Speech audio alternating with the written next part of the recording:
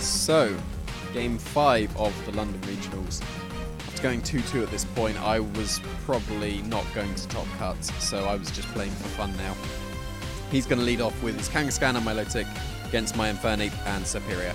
So he's going to withdraw his Milotic, fearing the Leaf Storm onto that slot and go into his Aegislash.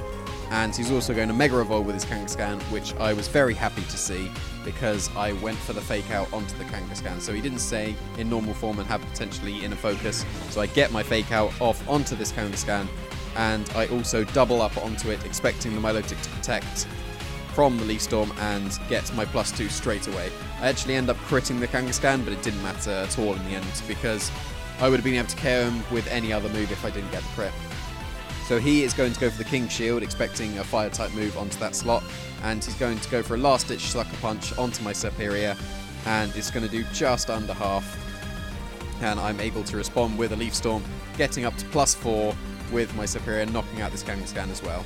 So that's really nice. And he's also gone for because he's gone for the King Shield, my Overheat's not going to do anything, but I do threaten with the Encore this turn. And he's going to bring in his Landorus. So I was really fearing the Choice Scarf Landorus here, so I make a very, very strange play looking back at it, but it actually ends up working quite nicely. I really should have protected the Serperior here from the probable U-turn if it was Choice Scarfed, but then I don't get to make this very stylish play.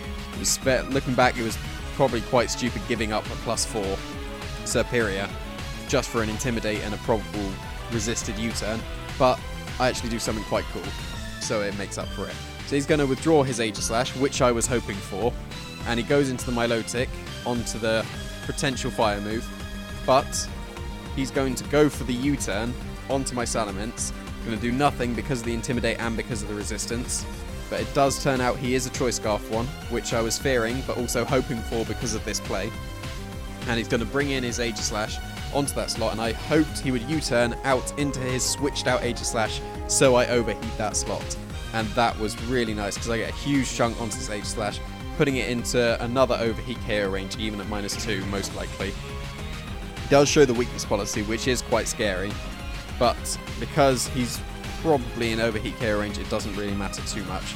So here I am going to Mega Evolve with my Salamence, and also I'm going to go for the Protect with the Salamence, which I could have stayed in normal form to preserve the Intimidate. That was probably a misplay on my part, but overheat is actually enough to KO this Aegislash. So I don't know why I protected with the Salamence here.